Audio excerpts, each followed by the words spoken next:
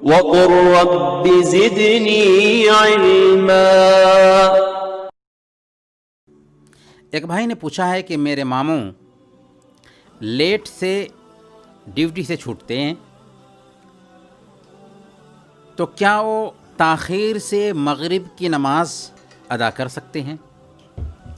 دیکھیں، مغرب کی نماز کا وقت بہت تنگ ہوتا ہے، اور نماز کے حوالے سے شریعت کا حکم یہ ہے کہ نمازیں اپنے وقت پر ادا ہونی چاہیے۔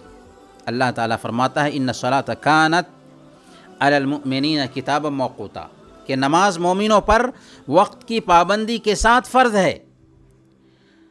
ہاں، اگر ڈیوٹی کا عذر ہے تو مغرب کو آخری وقت تک ٹالا جا سکتا ہے، لیکن اتنا ٹالنا جائز نہیں ہوگا کہ عشاء کا وقت داخل ہو جائے۔ مغرب کا وقت کب تک رہتا ہے؟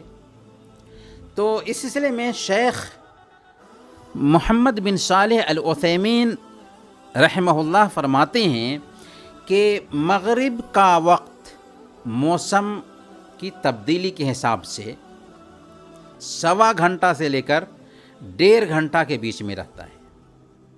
کبھی 1.25 گھنٹہ وقت رہتا ہے اور کبھی 1.5 گھنٹہ وقت رہتا ہے۔ اس سے اندازہ لگا سکتے ہیں کہ ہمیں کتنی تاخیر ہوتی ہے۔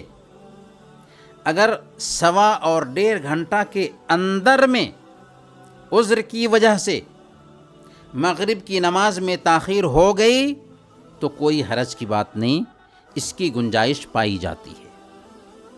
لیکن اگر مغرب کی نماز میں اتنی تاخیر ہوئی کہ عشاء کا وقت داخل ہو گیا تو گویا کہ نماز قضا ہو گئی ہے، اور اس انداز میں نماز پڑھنا صحیح نہیں ہوگا۔ کبھی کبھار اگر ایسا ہو جائے تو اتفاقاً ہم کہیں گے، لیکن ایسے عادت نہیں بنا سکتے ہیں۔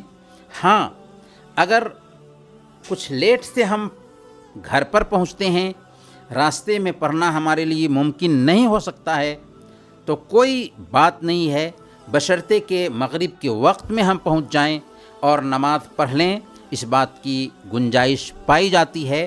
اور یہاں پر یہ بات بھی دھیان میں رکھیں، صحیح بخاری اور مسلم کی روایت ہے، اللہ کے نبی صلی اللہ علیہ وسلم فرماتے ہیں من ادرک رکعۃ من الصلاۃ فقد ادرک الصلاۃ، جس نے نماز کی ایک رکعت پالی اس نے نماز پالی۔ مثال کے طور پر مغرب کا وقت ختم ہونے سے پہلے ایک رکعت بھی پالی تو اس کو مغرب کی نماز وقت پر ادا کرنے کا ثواب ملے گا۔